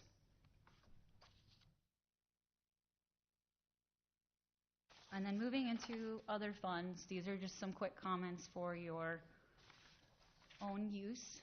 Local option sales tax, the use of money and property is interest revenue. I did, since we had a large amount of money sitting there, decide to start investing some of it. So we've been investing some of it in U.S. government securities. And so we are receiving some interest revenue on those dollars. The Swamp Fox Fund is over budget, and that increase is because we had received more donations last year than we had anticipated. And so they have a little extra money to spend on that event. I also wanted to point out in the urban renewal areas or the tax increment finance TIF funds, payments are made December 1st and June 1st. And the budgeted amount did exclude a couple of agreements, so you will also see those included in the budget amendment. And then the debt service fund, interest is paid on December 1st and June 1st. But principal is paid on June 1st only. So when you're looking at that and you're seeing the percentage, that explains that. And this is where I'm going to open it up to feedback. Like I said, there are so many things I could cover, and I could bore you to tears with the details. I'm expecting Steve will have some. We've had a few conversations already. Okay. But I think what's always important is not just looking at the numbers, but start maybe adding some more of your narrative comments down at the bottom of what you're seeing and why, where are the major deviations, and maybe just add a few more narrative comments at the bottom of some of these pages. Just kind of like you gave us some of those that are at the bottom, and then you added some of your own comments.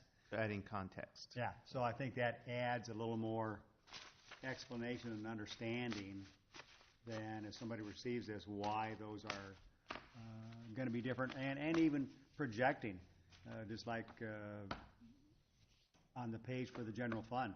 Just put down a comment down at the bottom, projecting franchise fees to be $1 million short of budget. That's a great comment. We may all understand that, but I think just adding that down there solidifies that kind of a comment. So those kinds of things, especially, and some of your comments are always going to vary dependent upon the quarter. So if it's the very first quarter, you're not going to try to project what the year is going to be like. But certainly if you're at the mid-year point, or that's why the quarterly makes sense. You got 25%, 50, 75, and if all of a sudden we think we're going to have some major deviations, start explaining those and making us understand why. And if there's going to be major deviations, then our responsibility should be asking the question of our city manager is, what are we going to do to change that or accommodate that change, whether it's expense or income side. So. Get to the fourth quarter. Well, Ms. Gadela, too late in the fourth quarter. Ms. Gadela. Thank you. Thank you for putting this together and starting this and giving us the opportunity to give you feedback. I don't know if it's in this report, so you tell me.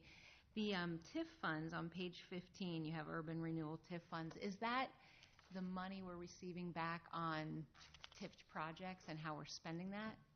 Yes. Okay. So that is, we are required to file a certification with the county that says this is how much we're going to need for the year. And you approve that yearly, yep. And then this is where we receive the money in and then spend it back out.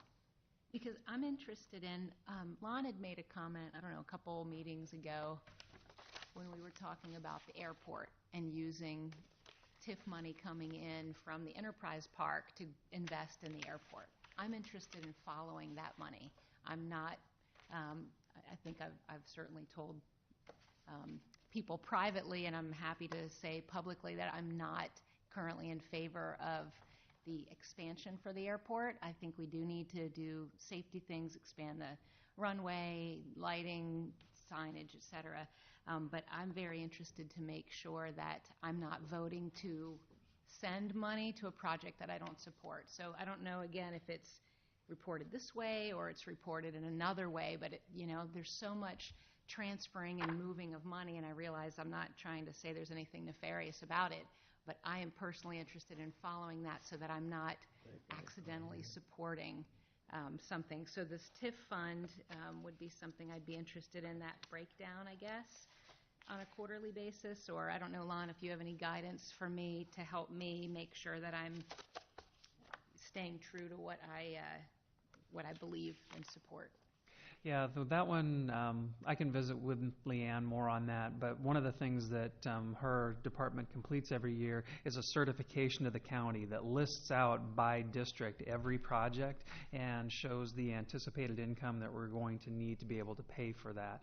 Now, in some cases where we've borrowed money, for example, and we're repaying a bond, I don't know that it would have 100% of the level of detail, but in this one out here, we're doing a very specific urban renewal bond for the current improvements to the airport. So the 2019 series bond, we would be able to track for you and show where the income is coming from, and that one's got dedicated funding associated with it. Okay. I was going to say, I would also like to mention that we are also required to do a state urban renewal report annually, and that is one that I think in the time I've been here, again, it's just been one that's hit the agenda and we haven't given a presentation on, and I fully intend to present on those reports in the future, so you'll also get detail at that time. Okay, thank you. Thanks for this. That was all I had. Yes, sir. I would like to as well say thank you. There's a lot of work on this. As all departments, you got a lot going on, and to be able to weave this in there is just another kudos to you. I'm looking at these two. I didn't want to, we got three other ones on the tail end here. I just wanted to call attention to, because I'm looking at it myself, wondering, This will be the sanitary sewer, page 18. When I take a look at the net position, such a drastic swing. Can you just elaborate on that one a little bit or educate me as to what I'm seeing there? And I was going to mention that I left those in the packet. When I originally started working on this report, I was just concentrating on the operational funds, and then after speaking with Steve on what you guys might actually be looking for, I kind of changed directions and then didn't go back and get into the detail on these, if you will. Okay. If you're wondering on what's the swing on the net position, is that what you're asking? Like, Yep. Why are we in the positive now opposed to Yes. last year on the negative? That's a lot of money. I mean, we're, Ryan could probably better answer that one, but it has to do with the agreement with Cedar Rapids. okay. So last year, about this time after our budget was passed, Cedar Rapids came back to us and they lowered our fees substantially. Last year, I think they were going to go to $265,000 per month. We sat down and we reviewed the residential charges versus the industrial loadings at the plant. They agreed to reduce the charges, the monthly charges, down to $208,000. And so there was about $500,000 to $600,000 in fees we did not have to pay to Cedar Rapids. So that was the big swing. In addition to that, what you're going to probably see in the next couple of weeks, we're going to come to the council with a new wastewater treatment agreement that I was told. We're hoping to get that done, and then you'll see some fee increases coupled with that. So that was the big gap from last year, was a fee decrease. And so where do we see that? Where do we calculate? Does that carry it over into the next budget, or are we reallocating those savings? They'll go right back into the fund. Okay. And so they'll just carry over. And so as we switch to the full-based agreement, council will decide how they want to adjust those fees, and we'll get into that. And so we'll get into that here in the next couple of weeks. Okay, thank you. I didn't mean to get down in the weeds on that, but $750,000 is there's a big difference there. So I appreciate that. Yeah, and I apologize for not covering those. I just No, was that's really okay. thank to keep us to my 10 or 15 minutes. It's a lot of information. You gave us a lot of candy here, and I want it all. So that's great. So thank you. Thank you. Any other questions? Thank you very much for your work on this. I think it's a good exercise, I think, probably for you and for all of us that we go through this, and that I think we've been getting better at these, being more, again, more methodical about how we do things, and giving the council the information that we need so that we feel like we're well informed, so that we're making informed decisions and we're doing our job. And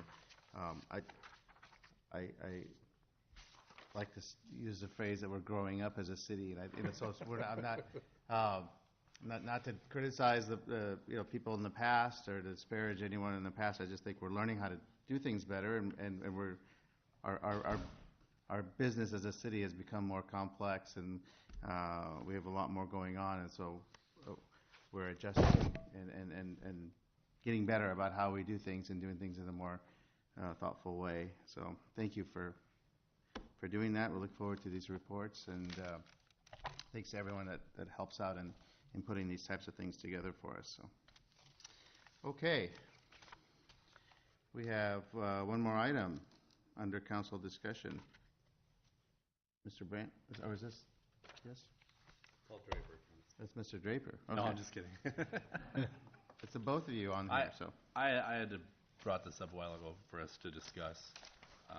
Committee I'm on, the Economic Vitality Committee for the Uptown. We've been discussing the need for a policy on food trucks in Marion.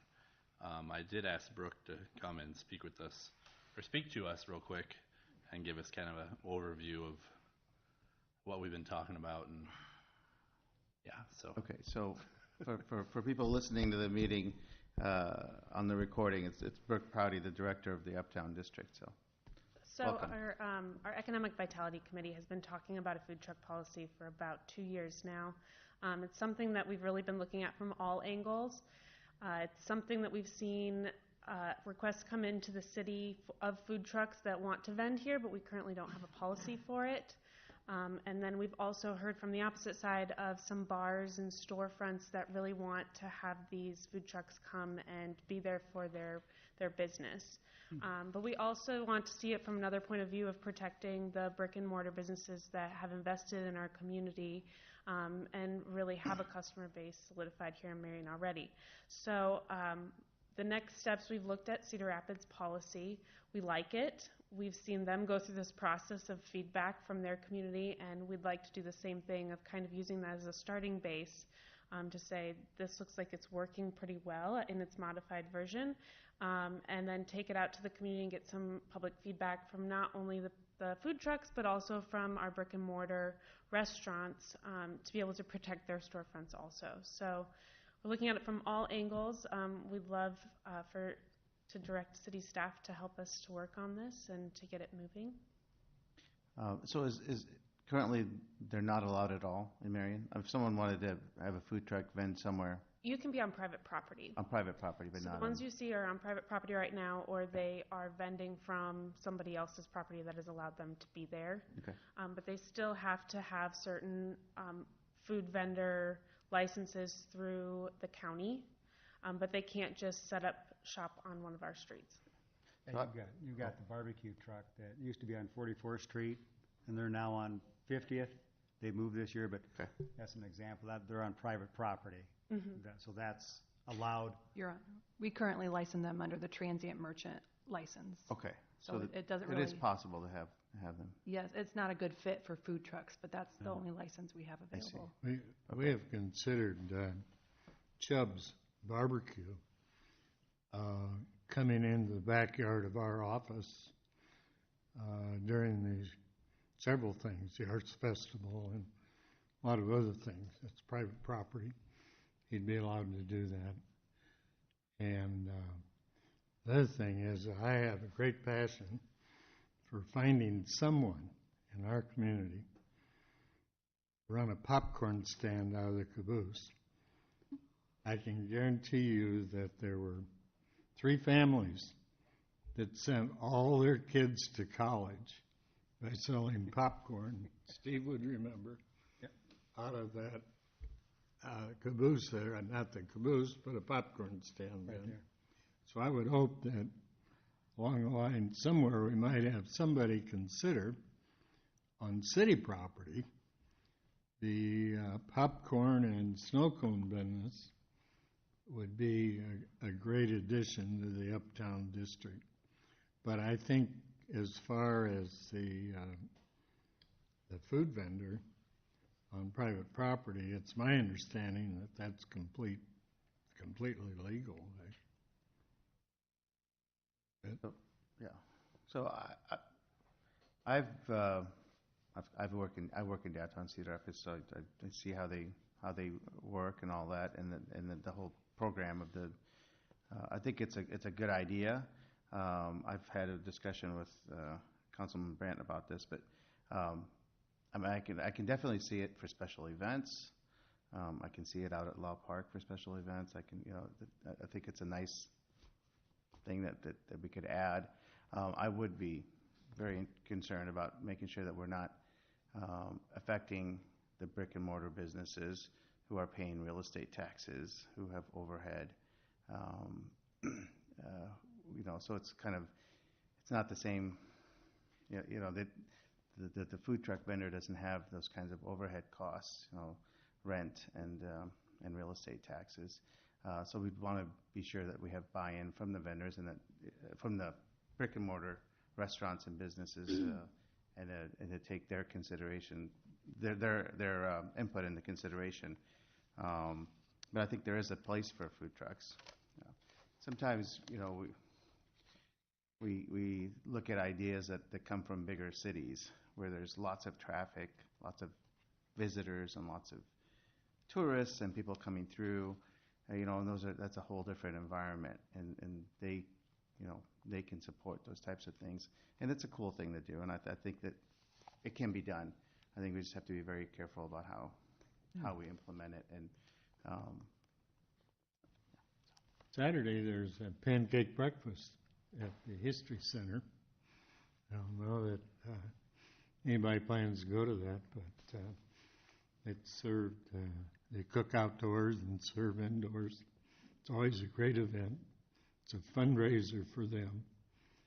And so if any of you are out Saturday morning, Vic Kloppenstein has promised me a bottle of peanut butter this year, so you got to have peanut butter with a pancake. So, I'm sorry, are we in a position to answer We still have, Brooks' yeah. question if we are wanting to support the What surveying? are you looking for here? Well, We're not actually making a decision, you're just presenting to us. Right, well, to direct staff to look into it, into creating a policy. I do want to mention two things. You can have food trucks at events here for a special licensing, but that's for a one-day thing. So this would be more than that. This would be a vendor's license where they could move around with their trucks. The other thing I did want to mention is we have such a hard time getting restaurants here, more than pizza. And so this is also a way to start those entrepreneurial chefs on the smaller scale that aren't quite ready to scale up to a brick and mortar, and to kind of have this homegrown pipeline for restaurants here in Marion. So Small investment, you're going with a smaller investment? So I would be, if this is the proper way, I would be in support of moving it to an agenda item. We would need a second, I believe, to move it, just so we can direct staff to at least start to inquire about it, right? And maybe get a survey done of our uptown district individuals that would be either partnered with it, or see if we do have some conflict that would be of concern. But is that the proper protocol? Yeah, absolutely. To show So it would take a interest. second. May not have any interest. Yeah, it would take a second council member, though, to move it to an agenda item to move that forward. So I'll make the motion if somebody wants to, or Is that the appropriate way? You Lon? don't actually need a vote. We just Yeah. need to know if there's consensus behind it. I We think we're can just looking for add, consensus. So yeah. is there anyone who would be opposed to that, to put it on the agenda? No. Okay. And I Okay with it.